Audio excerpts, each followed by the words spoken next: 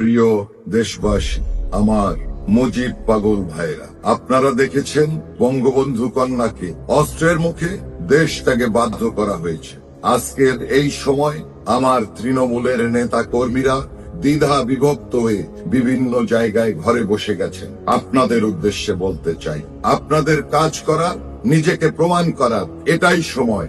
দলের সব সময় অনেকে দলে নাম লিখিয়েছেন, কার্যত তারা এই মুহূর্তে আসবেন না, আসেন নাই এখন পর্যন্ত। তাদের জন্য বসে থাকলে চলবে না।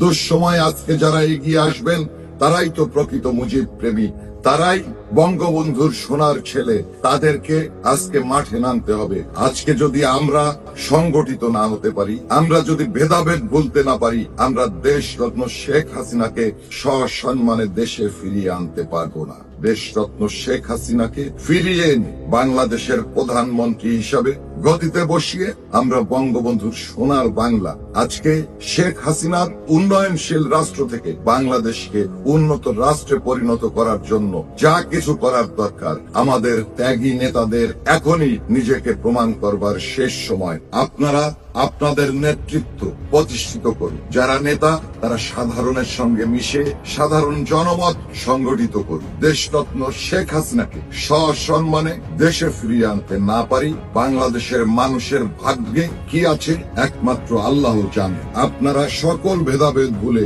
একত্রিত হয়ে আপনারা প্রতিরোধ গড়ে তুলুন। আপনাদের কাছে অনুরোধ জানাচ্ছি, রাস্তায় নামুন, প্রতিবাদ প্রতিরোধ করুন।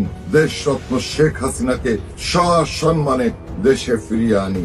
জয় বাংলা, জয় বঙ্গবন্ধু।